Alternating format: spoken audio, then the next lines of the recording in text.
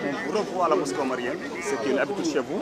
Alors, d'abord, comment avez-vous apprécié cette prière de l'Aïd el-Fitr aujourd'hui?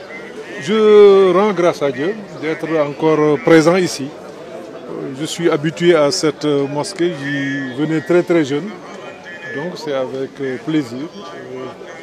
Je rends grâce à Dieu d'être là aujourd'hui et souhaite que le bon Dieu accepte nos prières et qu'il répande sa grâce sur nous tous, tout le pays et tout le monde. Alors, l'occasion faisant toujours le larron, aujourd'hui, comment appréciez-vous la situation du pays, de manière générale? Alors, je ne souhaiterais pas m'appesantir aujourd'hui sur les questions politiques. Nous sommes venus ici à la mosquée pour rendre grâce à Dieu, prier. Je souhaite que le Sénégal soit un pays uni, que l'on soit un pays de paix, que l'on soit un pays de prospérité partagée. Maintenant, je reviendrai très prochainement pour m'appesantir sur les questions de tous les jours, questions sur lesquelles nous donnerons notre point de vue, notre appréciation. Maintenant, le reste, on prie. Monsieur le ministre a disparu un peu des radars.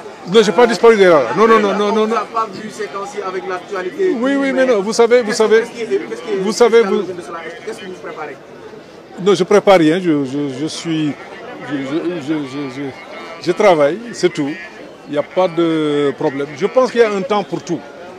La préoccupation, le problème que nous avons au Sénégal, c'est qu'on passe tout notre temps, de mon point de vue, à être en campagne électorale.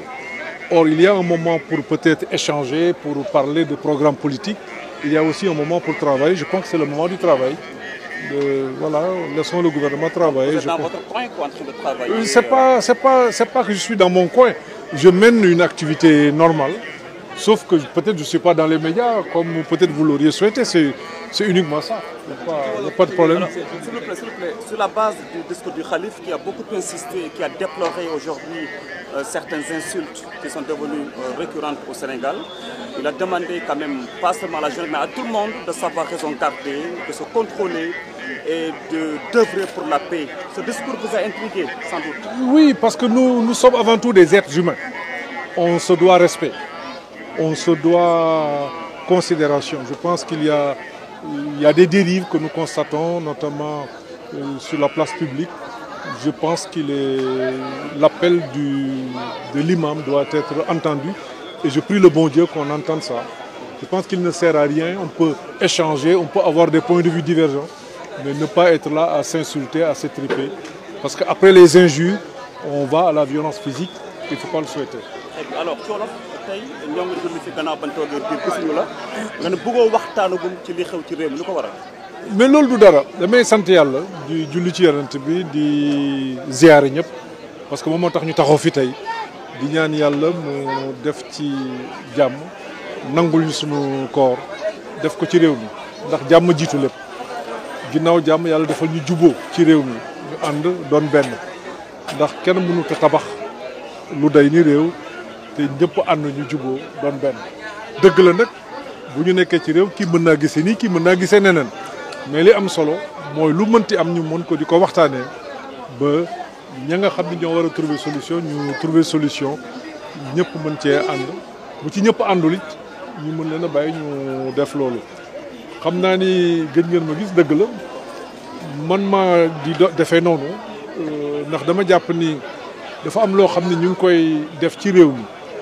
man dama gis ni loolu du intérêt réew mi mooy bëgg di waxtaanee politique at bi yëpp bëgg nekk ci campagne électorale at bi yëpp di xuloo di xeexoo li ma jàpp mooy réew mu mel ni Sénégal dañ ko war a di liggéey kon li ñu war a waxtaanee mooy la nga xam ne moom mooy defar réew mi ci anam yëpp nag loolu moom ci la ñu nekk kon xam naa ni du yàgg ci fan yi di ñëw bu soobee yàlla yi nga xam ne yëpp jaar na fi dinañ ci wax sunu xalaat mais surtout wax ci li nga xam ne ñun moom lañ jàpp ni buñ ko defee yàlla mën naa gën a yombal mbir mi parce que loolu moo am solo non di wax ni lii am na fi wala lële def nañ ko loolu yëpp am na solo def bilan baax na xoolaat mbir mi baax na waaye it waxtaan ci li koy saafara je pense que moom moo gën a am solo loolu nag liggéeyu xalaat la du liggéeyu bés bu nekk rek ñuy wax loolu rek moo tax ñu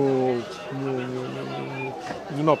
vous avez bonne mine comparé au mois gis précédent. wax ci politique mais da ngay Sénégal foo war ñu ne dëkk bi métti na Korité ren métti na est-ce que gis-gis boobu am nga ko ak ñi. waaw mais xam nga d'abord il faut ñu jàpp leen adduna bi yëpp dafa métti dëgg la Sénégal nit ñaa ngi jàmbat loolu yëpp lu ñu war a jàngataat la incha allah ci fan yi di ñëw dinañu mën a wax la nga xam ne jàpp nañ ni ay jafe-jafe la lu ci nekk xëy na non ni nga xam ne buñ ko defee xëy na mën naa yomb ndax jafe-jafe moom mën nañ wax ni du jeex nit ki moom tant que mi ngi dund toujours dina nekk ci ay loo xam ni dina ko bëgg dina ko mën a saafara waaye li am solo mooy ñu mën a waxtaan ci suñu biir jéem a trouver ay solutions ci jafe-jafe yi. Vous avez bonne mine comparé au mois précédent. Vous avez mais très bonne mine. maa ngi La personne n'est plus là peut-être. mais damay noppalu. Ah, ça se voit. maa ngi noppalu jërëjëf. jërëjëf.